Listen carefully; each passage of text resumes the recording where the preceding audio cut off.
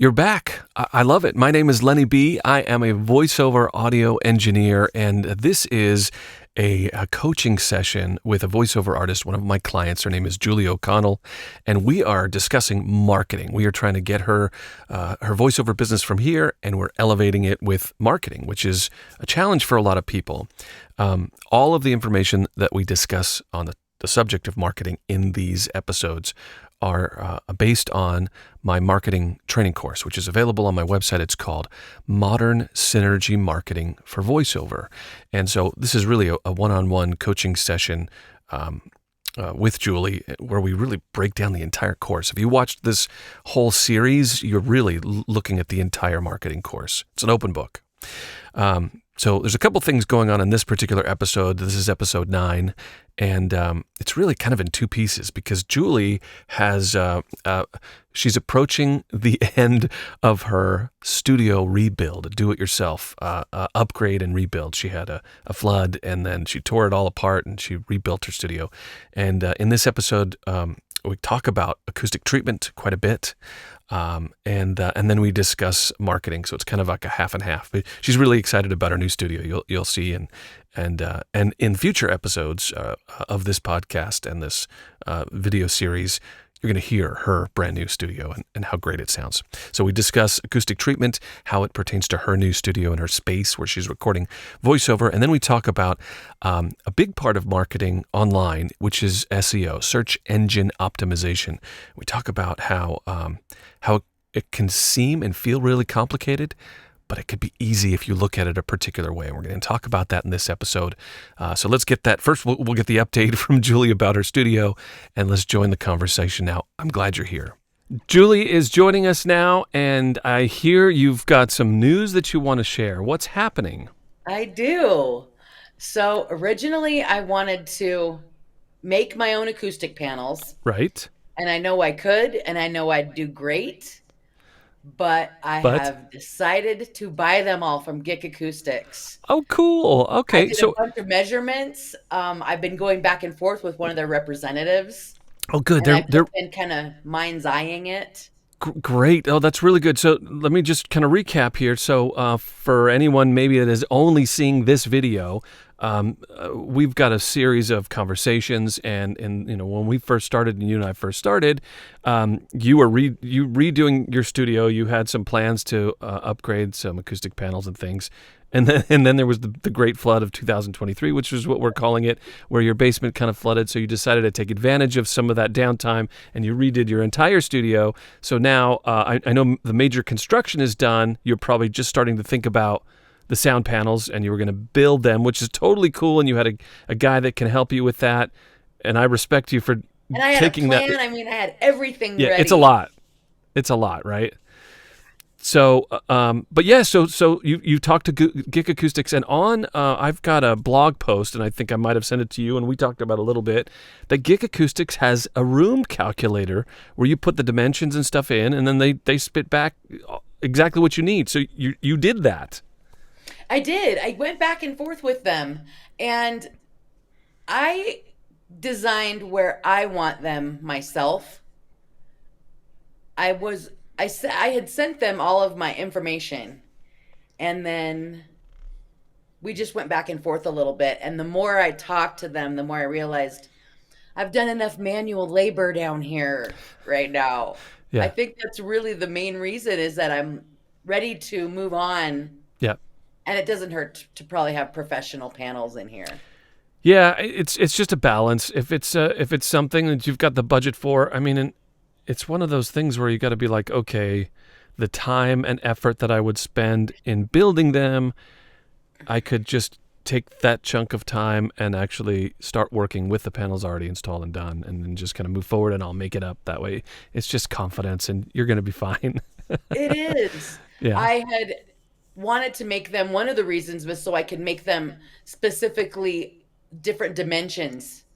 But GIK Acoustics offers lots of dimensions. So They do, and they're really good. And I just want to say this for somebody maybe even considering. It's GIK Acoustics, and they ship worldwide.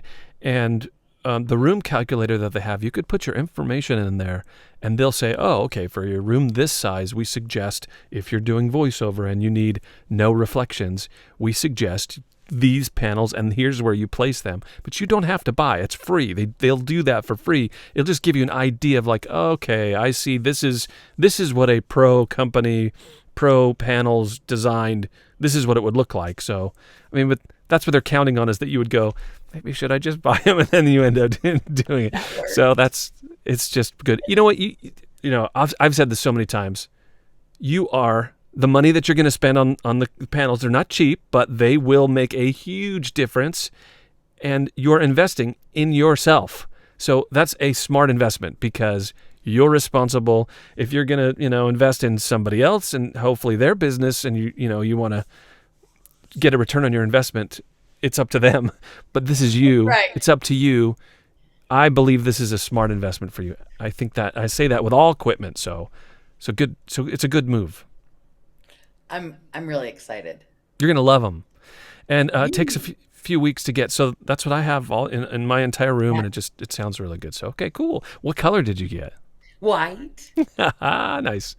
So, and then I have a question about them for you. Okay. This room is fairly small, and I had a choice between 3.6 inch thick and 5.25 inch thick. And I'm 90% sure I want to go with the 3.6 because of where everything is placed, because of my shelving, because I'm getting 4 for the ceiling as well and the cloud brackets and everything. Mm-hmm. Like I'm going to put them everywhere. Good. It's going to sound huge, and whatever it'll sound, it's going to be night and day, and whatever low frequencies, or if there is some kind of hum, there's two things that you can do. If there's some kind of a resonance, you can either move the panels a little bit. So instead of right here, maybe we move them this way, or you can angle some of them or whatever. But we can also the EQ is where that comes in. Now I have panels everywhere except for one where my window is. And I still use a little EQ, but the majority of the resonance is going to be gone. You don't realize how much reflections you have and how they are affecting your recording until you get these type of panels. So I think you're going to be okay, especially I want you to make clear to whoever you're dealing with there that it's for voiceover and you need a reflectionless room. As long as they know that, and if they say, yeah, you're probably going to be okay with 3.5, then you'll be fine. He did say that. And I didn't get any sort of information about where I should put them. I decided that myself.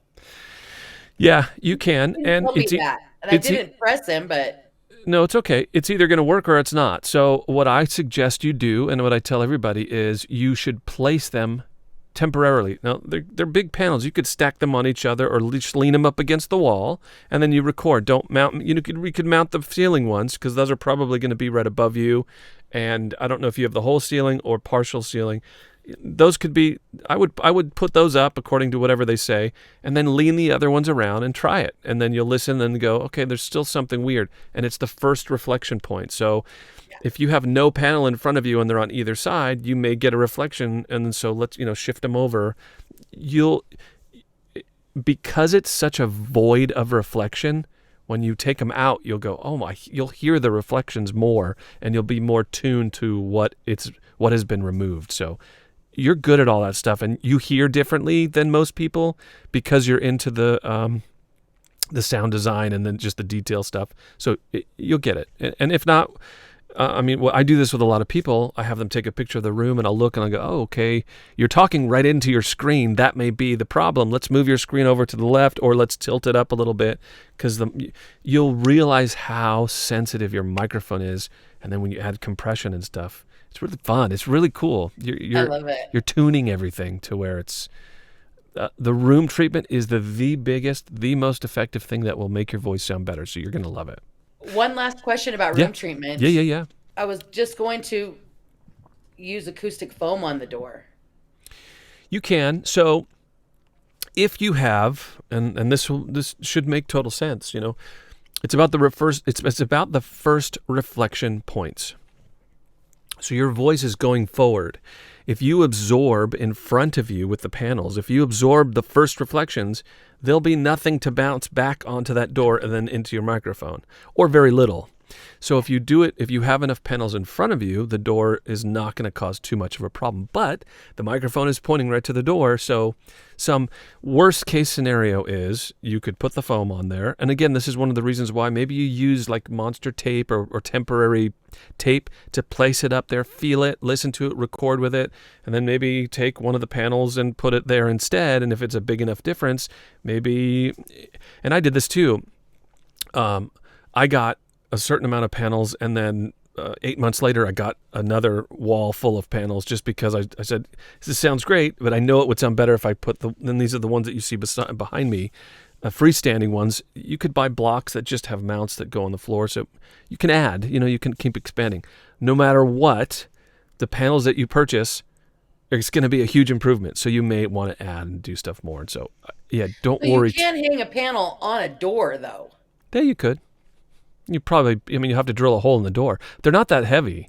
Once you get the panels, even the 3.5 or the 4 or 5 inch thick panels, they're not that heavy. So yeah, you could absolutely mount it to a door. It just that might change up my ideas here. I like it. And you can also get the foam could do okay, because I know you've got the white foam panels that'll look good too. Those are probably going to be okay. Your room with just the panels sounded pretty good before. So try it first. Try that first. It's going to be fine. Okay. No matter what, it's going to be a huge improvement. So now we're talking about tiny little details that you're going to want to adjust, So no matter what, it's going to be a big deal. So you're going to love it. You're going to go, I'm going into my studio again. I'm just going to talk into the microphone.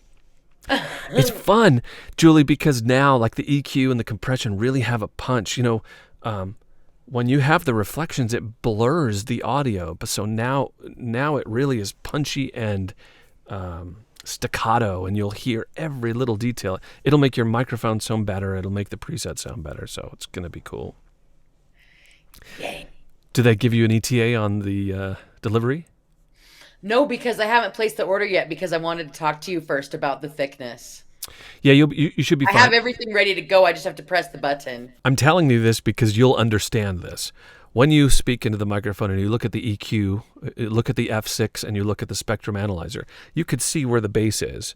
So a 3-inch panel, it has a noise reflection coefficient, NC, I think that's what it's called, noise reflection coefficient. It means that this thickness, it gets all the high frequencies, and then around 200 it starts doing less absorbing.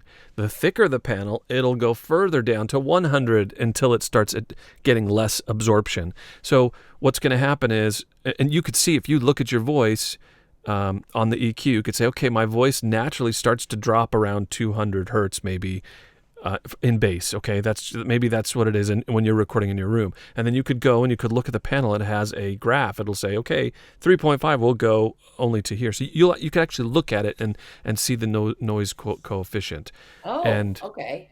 At the panel, every panel, because of its thickness and because of how it's made, will have a graph that'll say, okay, these panels only absorb up to this much bass. And then it falls off. It's a curve. Okay. I've seen those charts. Yeah. I haven't really given them the time of day, but now that you just explained them, now I understand what they're saying. Yeah. And now I'm going to go look at that. There you go. You're like a scientist all of a sudden. The graph on the noise reduction coefficient graph for whatever panel you're looking at, and those 442 traps, the bass traps, that's what I have in my room, and they probably suggested some of those for you. They've got a great noise reduction coefficient. It goes real down to like 80 hertz. And so that's going to take, and the reason is those are for studios where we're talking about a bass guitar that is being amplified, or a guitar or a kick drum or something. That's what they're for. Our voice is the only instrument in our recording, so that's what it's talking about. That's what it'll absorb. And I think I've told you this before. It's weird. I stand in front, I'll walk up to the panels, and it sucks the voice out of you. You can't tell where the walls start or end. I'm so interested in seeing what they're It, like. it's really, really cool. You walk in front of the panel and you speak, and usually you'll hear the reflection of your voice. Your mind goes, oh, yeah, there's a wall right in front of me if you close your eyes. But with these, you can't.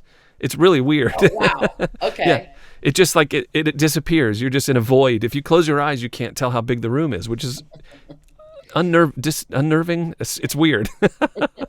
I'm interested. But that's great. So we're going to continue. And then I hope you've been taking pictures. If not, it's okay. But I would love to do an episode with you where we just kind of, you could just show, send me the photos and walk me through the pictures of what you did. Because I think people are going to, I'm interested. I think that other people that are watching this podcast or these sessions with you will be interested. But I guarantee that everybody will learn something, because the room treatment is such a huge part of the quality of your voice. So I think it's going to be good. And then I know that the next chapters that you looked at was the SEO chapter, and then we may talk about the next one on the marketing course. So I know you watched it because you sent me a comment on the chapter. So tell me just in general, and I'll break it down. Let's kind of switch over to the marketing now. All right. And tell me about SEO. What did you think about the chapter? Did you learn something, or did it make you feel more comfortable? Just give me a general feedback on the SEO. Search engine optimization. Actually, hold on a second. It's 3.4 is the name of this one. It's called Solving the SEO Mystery. Yes. I was absolutely crazy about this part. I thought it was so interesting. I learned a lot. I learned that it doesn't have to be that complicated, first of all. Just let it work. Right. That's what you were getting at. And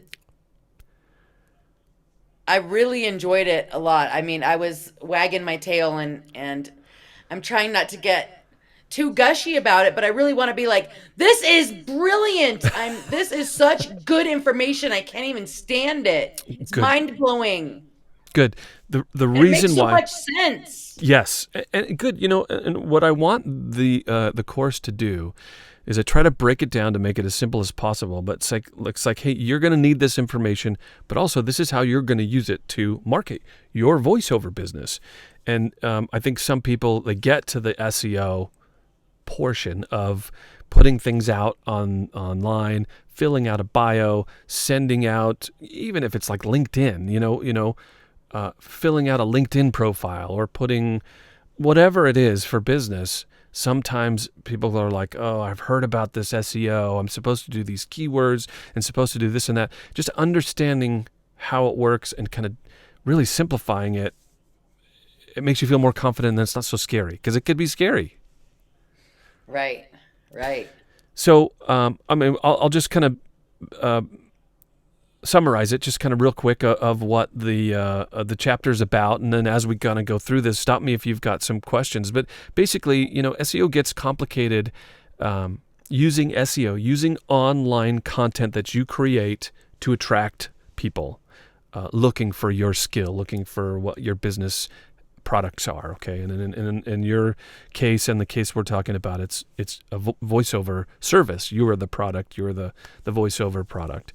So, what happens is sometimes people, they try to like game the system, and it's like, okay, how do I write this so it optimizes SEO? And this whole effort really is, if you are authentic and you describe truly what you're creating and you describe truly who you are and just be complete and detailed, SEO works automatically.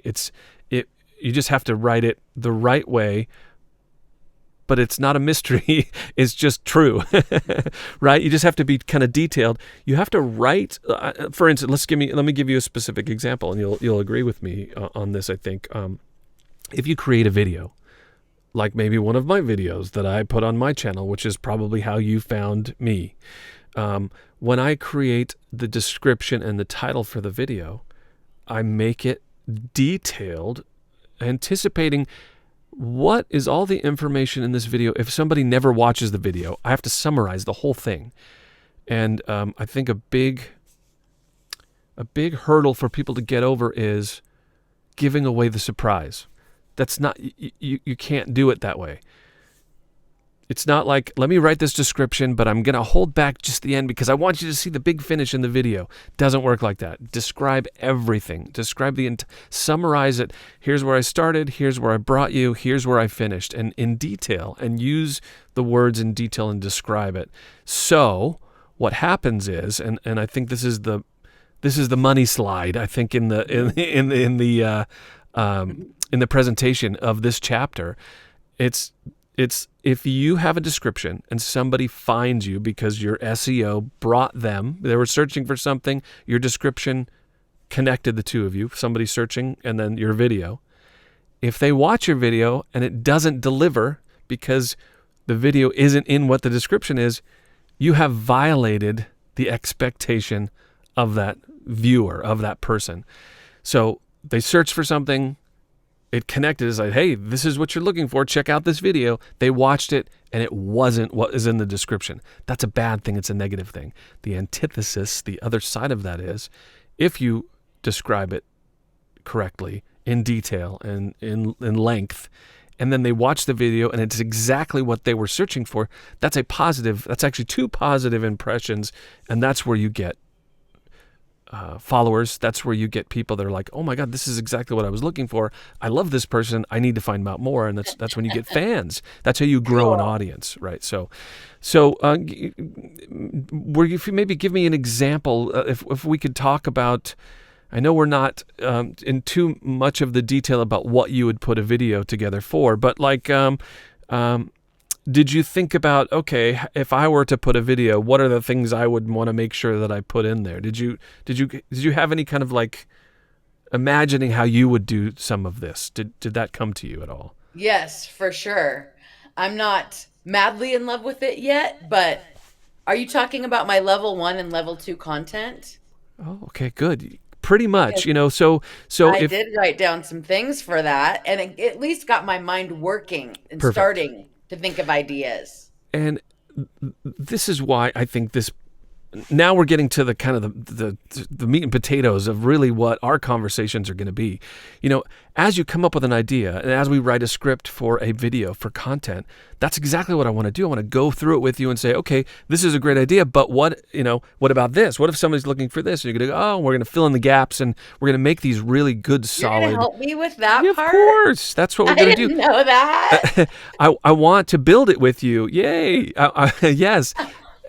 But doing this, it's not only helping you, you're giving as well, because you are allowing us to watch your mistakes, and other people are going to learn from that too. So, okay. I want to walk through the steps with you, and it also helps me because being able to describe it to you and inspire you and see where some of the pitfalls that maybe I haven't thought of, that helps me help other people too. So it's a whole growing kind of learning, and that's really what I want this podcast and this channel is about. That's what I want to do, and I think it helps. It's throwing out positiveness into the universe, and it helps other people. Yes, it is. That's what we're gonna do. So, all right, could you share a couple, maybe some ideas of what you were thinking with some videos that you may be doing? Yes. So these are videos that you will create that will attract people looking for your particular skill to your product, which is voiceover. That's a very rough idea, and this is just a small little part of the marketing roadmap, but let's talk about that. All right. I had a few for level 1 content. Okay. And a few that I thought of were, which guided meditations should I be listening to, as one of the titles. Cool. No, I got it. I got to fill in the blanks here for people. So they know. Let's go, because I was like, no. So I'm first, not solid on these. I want to explain that meditation is one of the ideal types of products that you want to offer. It's what you're very interested in. Meditation, a voiceover on the subject of meditation, or voiceover on the subject of meditation, or voiceover dealing with meditation, or meditation voiceover for people. That's one of the things that you are drawn to, that you really want to do. So explain it, expand a little bit more. So what would a level 1 video be about on this subject? What would you give me, like a start, middle, finish? I was thinking of what area in their life they want to improve, Okay. and we would discuss that a little bit. That one's probably my weakest one out of the three that I wrote down. What That I'm wasn't positive what I was going to be saying. It was just in the content. love it. So I love it. I'm going to it's like you're going down this road and I'm gonna you know what it reminds me of, like when I was a kid I had a toy train set. And I know this is so stupid. I always do this to you. I'm so sorry. no, When are you you're kidding? I love it. playing with the train set, and all of a sudden you don't. For some reason, there's something, and it just one wheel goes off the track. You got to pick it up and just put it right back on the track again. Then it goes. The little. So you're going. This is great, but maybe one wheel is just off, and I'm just going to line you up, and exactly. So this is what your video would be. It's you have to share your personality, illustrate your skill, illustrate what you're attracted to and what you're passionate about, which is what you're talking about. Is this type of meditation, right? So, I mean. Tell me again the sentence. Tell me again the meditation subject. So I wrote, which guided meditations should I be listening to? Oh, and I should say that one of the reasons I picked that one was because I wanted something to link to it in the level 2 content. Okay. So that's why I wanted those two to be together. Wonderful. That's Tell perfect. you Okay. that one yet or no? No, this is good. Let's stay here for just a second. So it's which guided meditations should you be listening to? Is that what you're saying? I meant the audience. The audience. Okay. Okay, so it really is about you, though. That's what you're gonna. It's, in my opinion, this is what you should be listening to. So that's really what it should be. So the videos, I'm gonna just pull this out of my butt. This is just an idea. It's a summary of what this video is going to be. It should be, hey, I'm Julie. I'm a voiceover artist, and I do a lot of things, but I specialize in voiceover for meditation. And I want to share with you some of the types of meditations that I love and why I love them. And if you're new to meditation and audio meditation stuff, if you kind of like it but you don't know too many details, I want to share with you a couple that I like and why. And maybe I'll put some links, and maybe, it's the type that you might want to check out, because when I found these, it changed my life. Okay. And then you talk about yourself. Okay. For the first one is this person, and I liked it because when I heard them talk about this, it changed the way, blah, blah. I know, right? Okay. You're sharing you. So then what you do at the end of it, you say, these are just a couple that I'm wild about. Boy, you could. I'm putting a comma here. This is an aside. Julie, you could just share all the stuff that you love constantly, but I know there's probably a million of them. Right? Video, it's exactly what I would want to say, and I could.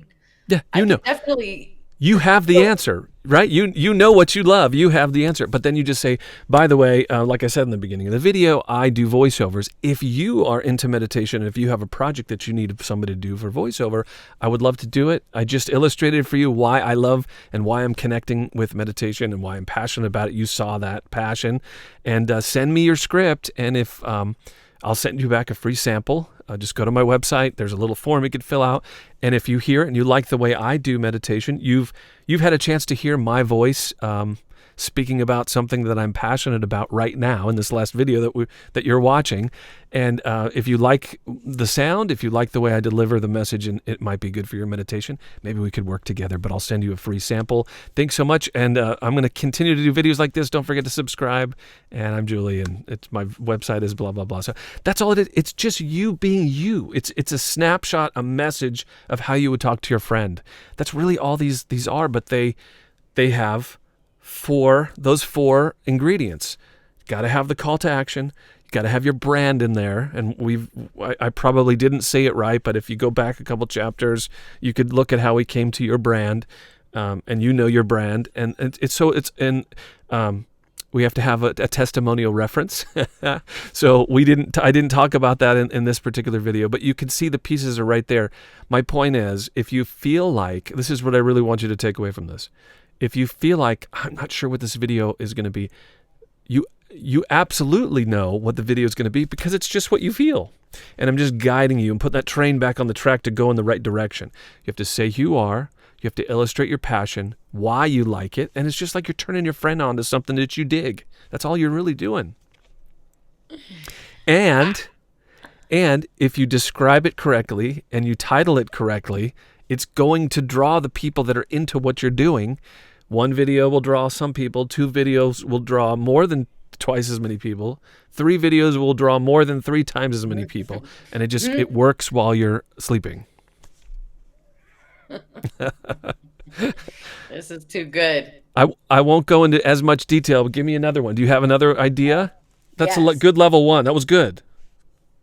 So another idea for level 1 was using personalized meditations to attract your greatest aspirations.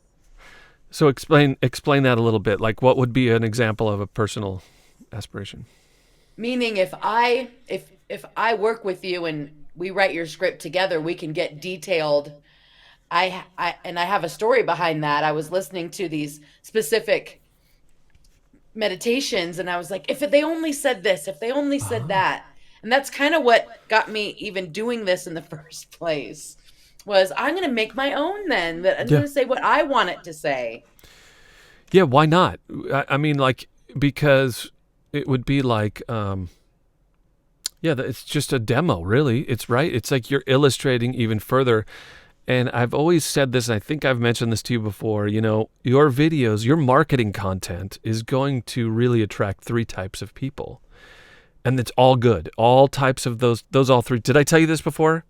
I don't know. Yeah. You're going to get voiceover interest, people who are looking for voiceovers. You're going to get people who are just interested in meditation and self stuff, right? Self-help kind of vibes and listening to things that help put their mind in the right place. And then you're also just so voiceover fans, meditation fans, and then just Julie fans. People are just going to go, "Oh, I love her. I don't ever think I'm going to buy voiceover. I'm not in the place. That's not what I do." And I don't. I kind of like meditation. I'm not really that into it. I just like the way she talks about it. And they do like meditation. It's just your brand of meditation is just. So all those 3 flavors of fans or people that are interested in what you do, none of them are bad. And if you get X amount of people that are just Julie fans, it's still going to help your voiceover effort. If you get X amount of people who are just meditation fans, it's still going to help your voiceover effort because you're growing your base of interest. And YouTube sees that, and the SEO sees that, and it puts you higher and higher up anytime anybody searches anything. So you're just you're cultivating an audience, and that's how you grow a brand. That's how you market yourself, and you don't need anybody to discover you. That's the coolest part. Wow, I love it. How do you feel about putting your face on camera? And doing this and exposing yourself. You're becoming vulnerable. You're telling your deepest inner mind thoughts and stuff. Scary. How do you are you warming up to that idea at all? A lot because of you and this. I wasn't into that at first at all. I mean, one of my best friends was like, start a YouTube channel and I was like, I'm a voice artist. They don't need to see my face. Right.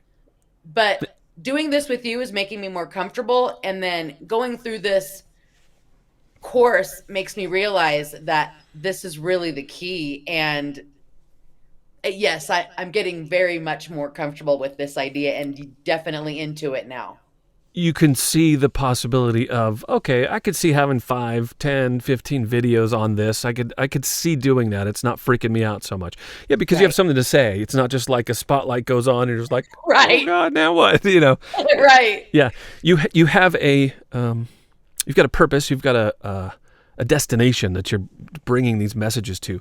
I remember, but back before I kind of put all this stuff together, one of the things that helped me really develop this is I was producing content for people's businesses. So it could be a florist, it could be a restaurant locally here in San Diego, or they could just be, I'm dating myself, but this is like when, it's like businesses were like, oh, we got to get a website. That was like in the beginning. It was like 15, 20 years ago. Yeah. A lot of businesses didn't have a website. Now people, you start with a website and that's where your business, it's just where it is. But then the question quickly became, I don't know what to post on, not only to post on my website, but I know I need to do social media marketing, and like, what do we post on our Facebook page for our florist? What is it that you post? And really, I used to think to myself, wow, they know better than anyone else what to post. It's really share your passion, share your story, explain how you take somebody with a problem that needs flowers and they don't have any and they don't know what to choose and they don't know where to buy them and they don't know what to get, and illustrate how you are the person to show them exactly what's going to help them, because they're going to be happy once they buy these, and this is a good price, and we're going to take care of you, and we're going to deliver them. You know what I mean? You show that. You have to illustrate all those things, and that's really all that you're doing. It's just now we can do it on such a personal level because everybody's got phones and the video in their pockets, and then with your voice, and you are a communicator, Julie. You are someone who transmits emotion through your voice, which is a big part. You're going to be great at this. You have the tools to really do a good job in communicating emotion over YouTube and anything else. You know what I mean? So I think you should feel confident and you should be excited. So you're going to do great at this. It's going to be awesome. In the next section, it's a 3.5, third module, fifth section of the marketing course. We actually talk about the components of the pipeline, which is, are you familiar? Have you heard pipeline before in business marketing terms? Sure. So it's like, your first conversation with the person when they reach out to you is there's a potential exchange happening. They may buy your product, and then you bring them closer, further down the sales pipeline. But, I think there's a way to have this be very impersonal when you're thinking about newsletters and online marketing. But I think it's actually kind of a pretty personal connection that you're taking somebody that, and I know this is a little, I don't know what to call this. Here's the thing. This course is called Modern Synergy Marketing. And I called Modern Synergy Marketing, it's called that for a reason. You have a gift, Julie. The way your brand of voiceover is a gift. It's something that nobody else has. The way you do voiceover, your product is your specialty and it's your gift. What's cool is your gift is synergy with the right client, okay? They have a problem. And if you guys could find each other, not only is their issue, their problem, when you guys get together, you solve their problem, and they're bringing you further to your goal, right? Which is you want to do this full time and make money. It's synergy. You guys are helping each other. So when I see a pipeline and I think about a used car salesman, it's not what this is. I see this whole marketing journey is connecting people that can help each other. It's synergy, and not only help each other, but also make something that they couldn't do on their own. It's something that you could make together that is better. It's Lennon and McCartney. It's the Beatles. It's, you know what I mean? Yes, their solo stuff is cool, but together it's magic. There's something, and that's really what I love about this whole thing is if you use SEO correctly, if you honestly describe who you are in your marketing material, if you have come to a conclusion about what your real product is and what makes you happy and brings you purpose in life, it's magic. It's really kind of a cool thing. Boy, talk about, and then it reminds me of meditation. I mean, that's like inspiration and all positive, right? So the next time we get together, we're going to talk about the pipeline and just kind of how you take somebody from that initial meeting and that first, really the first initial meeting happens when they watch your videos and you're not even there. Then they contact you, you get involved, and you bring them to, okay, let me find out what your issue is. Let me see how we could work together. And then you keep following up, and then you finally bring them to delivering your product and you getting paid for your specialty and for doing what you do and solving their problem. So that's really what this whole pipeline that we're going to talk about next. And I'll say one thing, automation starts coming into this to where it doesn't have to be that deep, doesn't have to be that complicated. You could do this on a very simple level, but you could also, and I think I know you. I think you're going to be somebody that is like me. You can program this to actually, follow up automatically with somebody. Say, hey, I sent you some information. I haven't heard back from you. I'm just following up to see, you could set this machine up to do things like follow up even automatically. So you continue to stay with, you continue to stay top of mind for potential clients or people who may not even buy something from you or hire you for your service until next year, but you stay top of mind. You continue to send them pre-created information or newsletters or things, and that's really what this is all about. So we're going to talk about all that and building your plan. All right. So that's what we're going to talk about the next time. And I can't wait to hear maybe by the next time we talk or the time after that, you may have your panels installed. So good luck on and congratulations on your studio. I like that you're doing that.